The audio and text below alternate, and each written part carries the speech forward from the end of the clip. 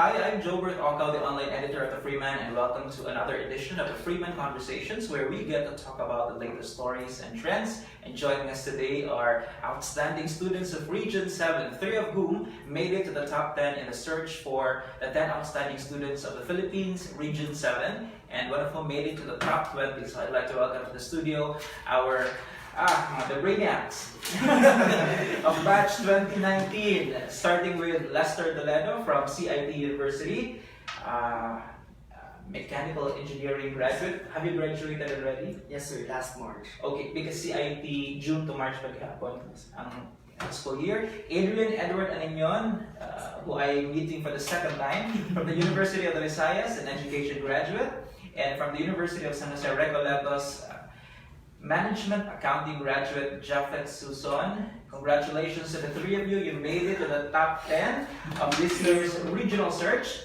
And joining us in the panel, we're glad that nagsuloy-suloy pa siya dito sa Zoom.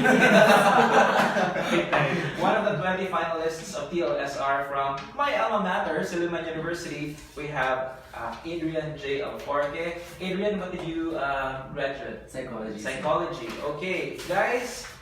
Congratulations to, well, all of you because it's not easy to be able to just penetrate the top 20. And then the three of you made it to the top 10. You will be competing, representing Region 7 in the national search. How did it feel when your name was called last Saturday? We were streaming it live on the Freeman page also. It was exhilarating, and we did not expect it, of course, because being in the top 20, knowing these people, they deserve it as well. Yes. So, it's a hard decision. Parang nasud ko siya, imagine nasud ko. So, Okay. very overwhelming. Why was it difficult to imagine? Because seeing these people, even those who didn't make it to the top 10, they have good advocacies. They've proven something. Yeah. Okay. Yes. And especially as all of us were crying na. Yeah. We're holding our hands and kung kita mo ganyan, you deserve it. Okay. And we're giving each other taps. It's something that all of us deserve. Na we realize na we're in this stage, all of us deserve it. Okay. Even if you win it or not, with the advocacy that you have, you are already outstanding with that. Okay, well, the fact alone that you're able to make it to the top 20, meaning to say anyone can actually make it to the top 10. It was just a matter of, well, to say the least, preference as far as the judges, because judging is always objective. Yeah. Even if you have a set of criteria, it boils down to the preference of the judge. Okay, yes?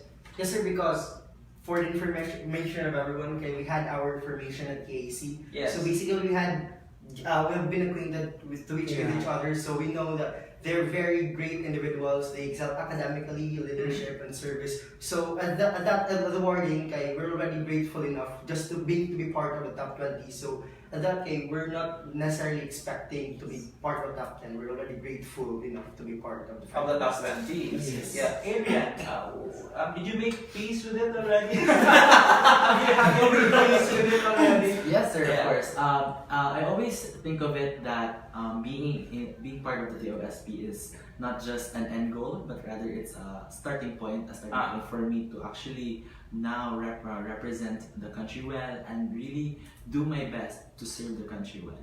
And being here, being part of the TOSP top 20 for Region 7 is already a great responsibility and already a big opportunity for me to represent my university, Silliman University. Our university, and my advocacy as well. Absolutely, because, well, out of the thousands of students, graduates in Region 7, you are cream of the crop practically. The top 20, most outstanding.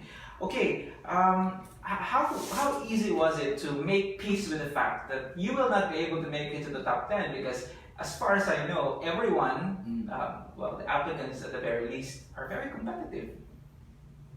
I think What was it? Okay, if I may put it in proper context, what was it during the formation that made you at peace with the fact that you might not be able to make it to the top 20? I think it's really about the stories of these individuals. Even during the awarding ceremony, when they were awarding the top 10, before they awarded, they called the name of the top 10. They were citing quotes during the interviews, and then during on those quotes, we realized the inspiring stories of these individuals, and it was really moving, and at the same time, it really made me think about something greater than myself. It's really not just about the competition, but it's about the network of people that you meet and the experience that you can have in this search. Yeah, and I was watching actually the live, and it was the second time I was watching the live the awarding of the OSR. The quotes were inspiring. Those were from the interviews prior to the awarding, but I feel that the announcement of the quotes, the flashing of the quotes on screen was anticlimactic. Because we would already know. Yeah. So, I mean, of course. We're like, oh, it's him. So if there's a suggestion that I can make to the organizer, don't flash the quote next time. But anyway, of course, that's just a side discussion. Okay, so you mentioned that definitely this is not the end goal. It's one of the goals, but definitely not the end goal. For many viewers, for the three of you who are still going to the national finals, but let's talk about the advocacies, because even beyond the national finals, whether or not you will make it to the top 10 outstanding students of the Philippines, you will continue to be working on your individual advocacy. Let's begin with the CIT. You are a graduate of mechanical engineering. You are taking the board when? This coming August. Congratulations in advance, no pressure, but CIT always make it. What's your slogan again? Youth empowerment through... No, CIT. CIT tops again. Tops again. I thought during this... CIT tops again. You'll be topping the board exam, no pressure, but good luck to you. What's your advocacy? My advocacy is generally on youth empowerment through student servant leadership, because when I entered college, I was not actually from Cebu. I'm actually from Biliran, which is in the northern tip of Leyte. So it was in college when I met my mentors who really inspired me, empowered me to become a leader, because my main focus when I entered college was only to excel academically. So it was when I met my mentors, when I really got to know my advocacy, which is through youth empowerment. So it's very simple. I just want to be a kuya to other youth leaders and trying to inspire them to become better for the nation. And also, for me, it's very personal to be a kuya and be a mentor, just like how I was inspired and empowered by my kuya in CIT. I just want to pay it forward. It's as simple as that. Youth empowerment by working for the youth and by working with the youth. You were a student leader. Yes. You must be, right? In CIT, were you part of the student government, student council, I'm part engineering work? of Takulogan Student Press, Okay. and also the peer mentor program, Okay. the Junior Philippine Society of Mechanical Engineers, and the Debate Society. Cool. So, student press, I'd like to ask you media, journalism related questions later, because you divulged it. Let's go to the Pride of UV, education. What's your advocacy? I'm championing for the empowering education towards the out-of-school youth. Actually, I've been doing this advocacy for many years now. Actually, I just discovered it last 2 years, but it has been with me since I was kindergarten. Now I didn't realize that because when you say advocacy, it's something that you are passionate with. Yeah. And you can say that this thing is already my advocacy. You will have a huge way of having that advocacy path. So for the out-of-school youth, actually, we will be having a project together with the people of Sibonga, Okay. a mountain barangay there, wherein we will be doing the TJK project, which is the TJK or Teach to Educate, which is composed of 3 components: halad sa pagbasa, halad sa pagtudlo, at halad sa pagtabayayong. Okay. These 3 will be done there at Sibonga. Halad sa pagbasa will be all about the library facility that will be given to that barangay. Halad sa pagtudlo will be about the educational the literacy project for them. And halad sa pagtabayayong will be for them to be new breed of leaders, bahalag bata pa sila. And to of course change the mindset of the parents, how important it is to be in school and to attain education. Why did you choose that barangay in Cebu? Actually, I was searching for everywhere. I had this halad sa pagbasa last 2017 at Tagboy Elementary School, but actually it was a school. na wala sila library. So, Where was this? in Agloay Elementary School ito, Borang, Cebu. Alright. With the help of the Rotary Club Cebu Front, the UV chapter, I was able to have that advocacy. I was able to do the project. Now, when I discovered my main advocacy, which is for the out-of-school youth, I had the chance to think of where would I put that project. My friend, she was the past president of the Supreme Student Council of the University, Ate Glenda, which is also at OSPIAN. Okay. She introduced me to the Sibonga when I was one of the judges of their singing contest there. Okay. So that's why I discovered now. Why don't I do So it you here? can sing. Okay, continue.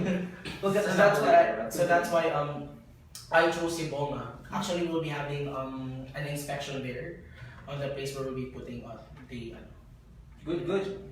Please remind me to Ito yung for the pagkakasama song, mo. for the song later. Okay, yes. Jump right. I am focused on youth empowerment. For especially since I'm an accounting student, I started being an officer in the school council, and later on I went for the national position, the National Vice President for Communications of National Federation JPIA. Then with that, I see these people, these students. Most of us think that accounting just good in studying, but when throughout our events, Sakto lang po. yeah, but throughout the events, If you are in accountancy, you must be able to study that. Anyway, go ahead. yeah, it's given. That's already given. Yeah. But on the sides of it, we can do more. Yeah. And there are these potential leaders from them. We just need a tap for them. We just need to let them participate and awaken them. So that's my main advocacy. To be an inspiration as well, so that they can be awakened and soon they would replace me and pay it forward as well. How do you plan to do that exactly? Right now, since I'm already an alumni of the organization, of course I will still continue to be with them. Since we have an alumni association, of course. So with continuation of their activities, supporting them not just financially, but also being with them as well. Because of course, participation and presence, they need that support. Okay. Ariane, what about you? I'm a mental health advocate, but then I started the advocacy not because I was a psychology major, but because I was through a rough path back then, and then I realized with a self-introspective discussion with a close friend that we both have the same passion in life, which is like to fight for those who cannot fight for themselves, and to also just be a listening arm to the people who are voiceless, who don't have an outlet or an avenue to speak up. So that's why I became a mental health advocate, and then I co-founded an organization which is the Mind Matters Movement, and it's an inclusive community which aims to promote mental health awareness among the youth, especially in Dumaguete City. So our organization actually started our first ever mental health forum of its kind in the university. So we invited psychiatrists, guidance counselors, and even testimonial speakers about their experiences. And we talked about the matters of the mind. So we want now to create social, civic, and digital movements to really amplify the advocacy and to really reach out to the community, because apparently there's this preconceived notion that when you have a mental case or issue, you are ashamed of it, or you don't want to seek for help. So that there's this stigma among mental health illnesses. So we want to destigmatize that in the mindset. Why do you think mental health is a huge issue these days? Uh, Because admittedly, during my time when I was younger, a lot younger, it wasn't really an issue Yeah. for us. Yeah. I think that's a good thing. Yeah. That there are, it's actually a balance of good and bad thing, because it's a good thing because when it's increasing, the number of people who have mental health illnesses is increasing. It means that a lot of people are now speaking up or seeking for help. Recognizing that Yes, it's a recognizing problem. that it is a problem. But at the same time, it's also a bad thing because people still continue shying away from the truth or not seeking for help. So this alarming increase of cases, I see it as a pressing public health concern. So my organization and I, my team, we wanted to really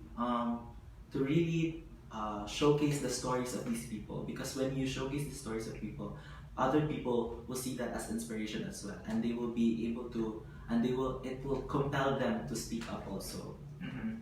Okay, so generally, all of you have leadership backgrounds. You were leaders in your academic institutions. What was your biggest lesson as far as leadership is concerned? Let's begin with CIT. Siguro sir, in my own personal journey, as a student leader, in as much as we want to accept all the responsibilities, siguro, we have to remember that we are student first before we become leaders. That's why it's called So, student leaders. leaders. Yeah. So, siguro you have to accept the responsibilities that you can truly commit. In my case, in as much as I would love to really indulge myself to all of the organizations possible in CIT University, I had to rethink na I was sent to Cebu to study, so I need to be a student first. I need to balance, to find that harmony in academics and in your leadership responsibilities. So I think that's a challenge for student leaders, especially students like us. Now we have to maintain that kind of harmony, trying to establish balance between academics and leadership. Because after all, as a role model, you need to make sure that your members, your group of students in your organization, would also like to look up to you as a student, also excelling in academics. Of course, that's a very good point to make, and an advice to future leaders, because daghan man good nga who lose focus, right? Especially if you're already immersed with the fun activities in extracurricular organizations, you tend to forget your academics, and that's a good point, because if you're a student leader, if you're a role model, you should be able to balance both your academics and your extracurricular activities. Kaya magpunta man ng president kag SESG, or in Silliman, that's the case, we call it SESG, right? In other schools, student councils, na nagkahagbong-hagbong bukas yung mga klase. So, not exactly the right image of a role model. Yuri.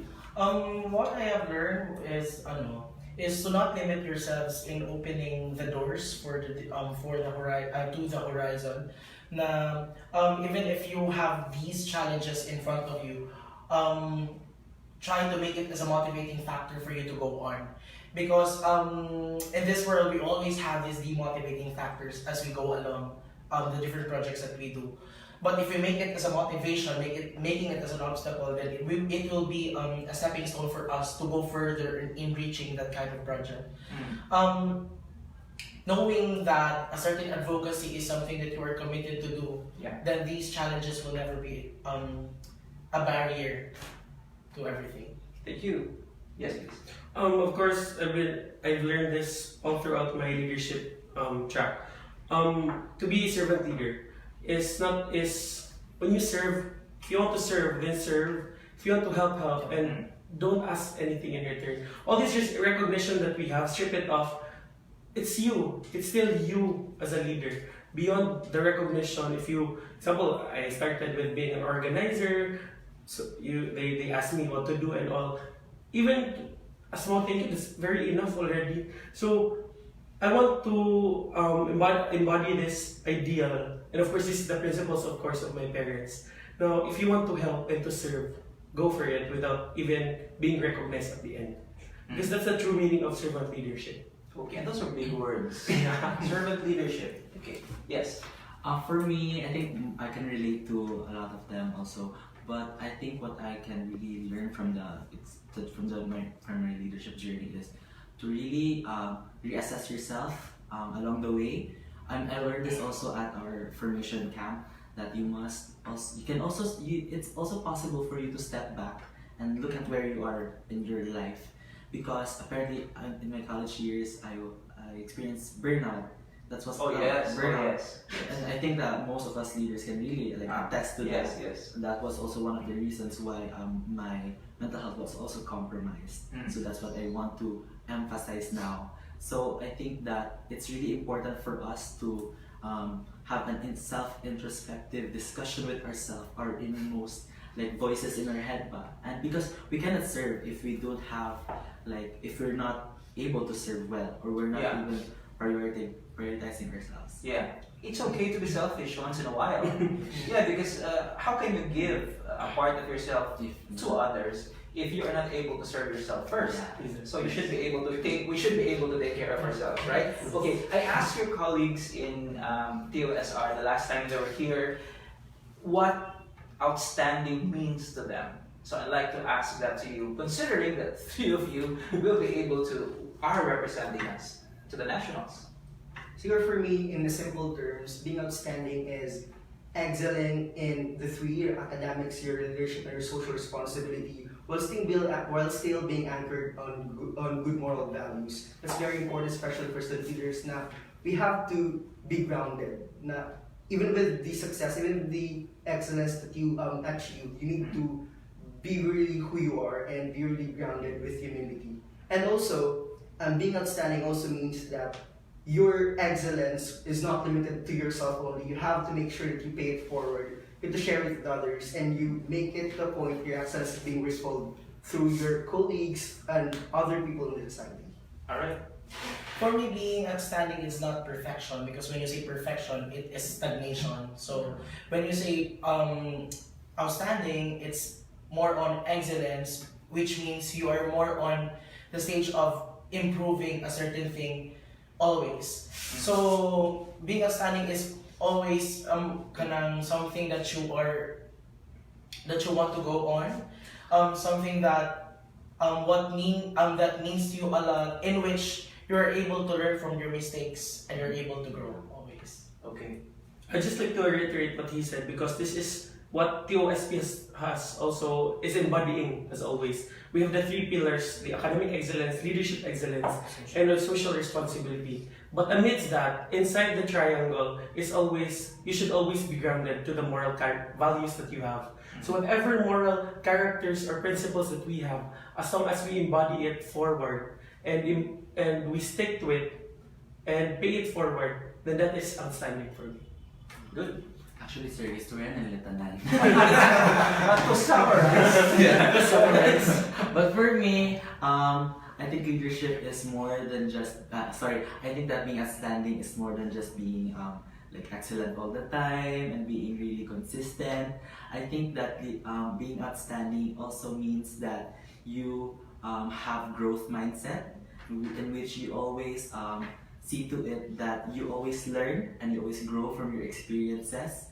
And I think for me, being outstanding really is about persevering, and it really can reflect siya sa akong organization, which is ang Sandigan in Silliman University. Yes. And we have this battle cry or motto, which is padayon hanggang sa tagumpay. So that's one of the like parang one of the results kung kanino or para saan ako bumabangon. Okay. Okay. Hi to our friends from Ang Sandigan. Okay. You've mentioned this several times that leaders, outstanding leaders, must be grounded. Values, principles. My question is, how do you actually stay grounded? Because it's easy to say that, but how do you actually actualize it? How do you stay humble and grounded despite your achievements? For me, we as Australian as well, we have this core value to have interiority, to always go back into yourself, where you came from, and see whatever aspects of life or success that you are having already. When you always look back into yourself, where you came from, you'll be humble. You stay on the ground, because we are all on the same level. So when you recall these things deep inside, then that's how I stay humble as always. Okay. Actually, that's what keeps my passion burning. It is to look back to the past of how someone inspired me to do this, to do this journey. It's very essential for us to know how to step back and to know what we have gone through with all humility, because it always starts there and it will always be starting there. I think being able to maintain humility or good moral values as the leader is not letting your achievements or your awards define you, because you should be the ones giving meaning to them. And I mentioned this in my speech during the parangal, na you should be the ones giving meaning to them. Like, your journey. It's always about the process. It's always about how you ended there, and not necessarily about the goal. Because as leaders, we always have something, our core, where we came from, and our mentors. And I think that we should always be thankful for the process, the people who helped us in our journey, and not necessarily being tagged or being blinded by these awards and achievements. I learned this at camp that humanizing the achiever, that for one to be humble, you must have empathy.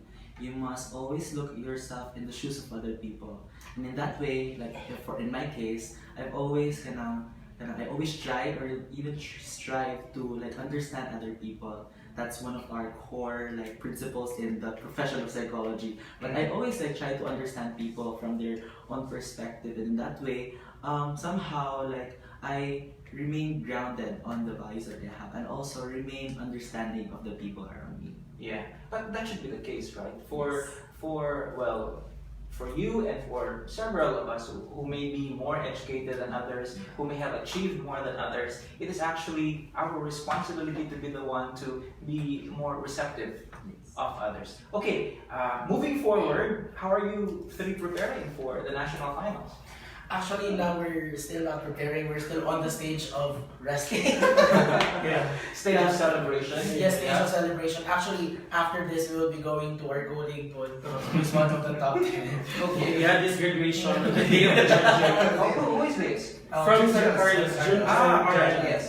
Then Siban. They had their graduation, and then afterwards at 2 p.m. they went to the hotel, interviewed right away, and award. So this is the time we rest for a while.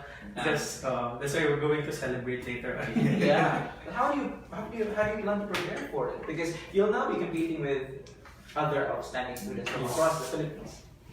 Aside from, of course, we'll be working, of course, as Region 7. This time, we will be showcasing, of course, our stories. So, as Region 7 this time. So, of course, with the help of our alumni, they will be coaching us on how to get there. But right at this point, we are still, of course, others are still going home and all. But sooner or later, we'll be preparing for that. Especially because we will be passing our bid books to the nationals. Yes. Lesser. Siguro right now, I'm still not thinking about going to the national. It still has not sunk in me. I still have my board examination coming. Alright, yes. Like it's in August, so I think it's not necessarily about the preparation. The preparation, for me, what we have as what our stories, our leadership journey, it's already there. So there's a matter of technicalities like on the standards of your big book, but the story and all, it's already there. So I think there's only polishing to be done. Okay. By the way, aside from Lester, Adrian, and Japhet, right? Am I pronouncing it correctly? Japhet. The other 7 in the top 10 are Nino Jan Miole from University of Cebu. Grabe, you see, four of them who applied for TLS are made it to the top 10. Carlisle Nadine from Siliman, Mark Leonard Colina from UC, Shaira Marie Mendoza from UC, Derek Sibel Montinola from San Carlos, University of San Carlos, June Jan Hinelsa from USC, and Jan Tan from University of Cebu. Congratulations also to the 7 of you. And to the 3 of you, congrats. Thank you. Congratulations. Adrian, your battle is not over. It's just the start. I'll give you this opportunity to say thanks to anyone you'd like to thank. Thank you so much to everyone, especially to those people who have heard our stories. Considering that we have different stories, I also would like to thank the TOSP family. And of course, our batch, Tribugsay. Bugsay na ta. We always have to battle for us to move forward. And I just couldn't even thank for the friendship that we had with Mubura Kayang days. But yeah, thank you, of course, to the Most High. And yeah. I think for me, I've already mentioned this in my interviews. I'm not here to represent myself. I'm not here in TSP to represent myself. But I'm here to represent those individuals were not given the pedestal to share their stories and to share their leadership journey. And I would like to thank especially CIT University Administration. They've been very supportive. Like in my barong, they really funded my barong during the awarding. So I would like to thank our SAO, Miss Jessica, and the administration. And also my mentors, Johnny Gokoyoga, Kyoturks, who served as my parents / guardian during the awarding.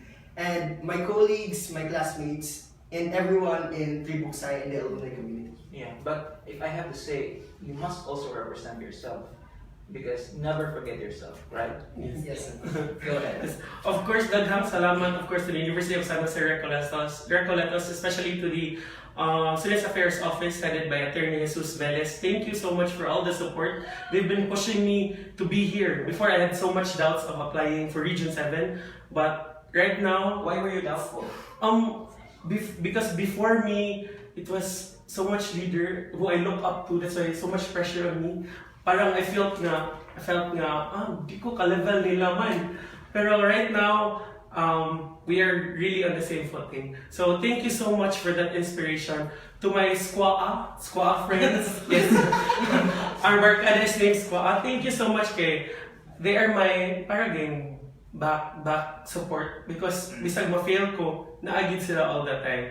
And of course, my Tribuksay family, to the TOSP community, thank you so much. You've given us a new family which we share in common with our advocacy. So thank you so much. For me naman, thank you so much to Silliman University and especially to our Office of Student Services, Dean of Students, Dr. Edna Gladys Kalingasyon, and also to Sir Abe Cadilinya.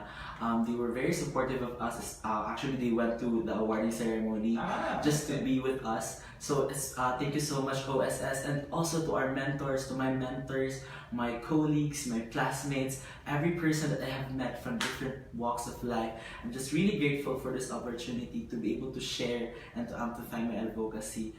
Also, my friends and my family who have been very supportive of me and who were rooting for me from day one.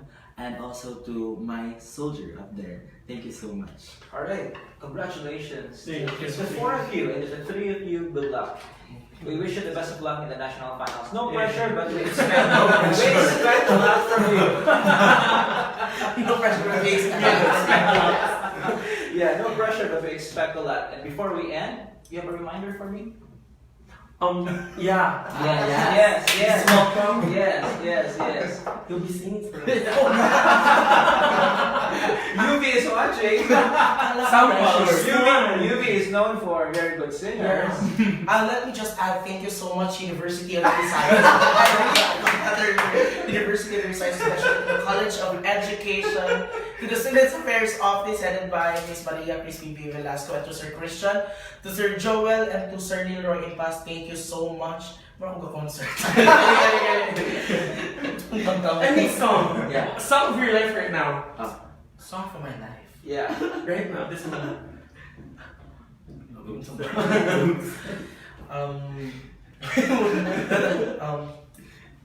Go.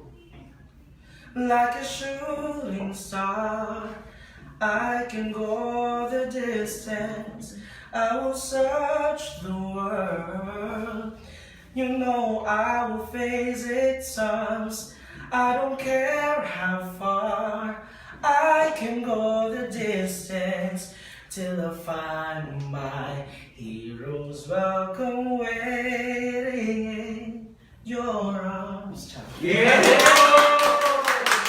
Thank you so much. Live in the studio today in the Freeman Conversations, we have Lester Toledo from CIT University, Adrian Edward Aninion from the University of the Visayas, our songbird, Japhet Susan from the University of San Jose Recoletos. They will be representing Region 7 in the national search for this year's 10 outstanding students of the Philippines. And also joining us today is Adrian J. Alforque from Silliman University, who made it to the top 20 in the regional search. Thank you so much for joining us in today's edition of the Freeman Conversations. I'm Jobert Ocal, the online editor of the Freeman, and until next time, as we say here, every story is a conversation.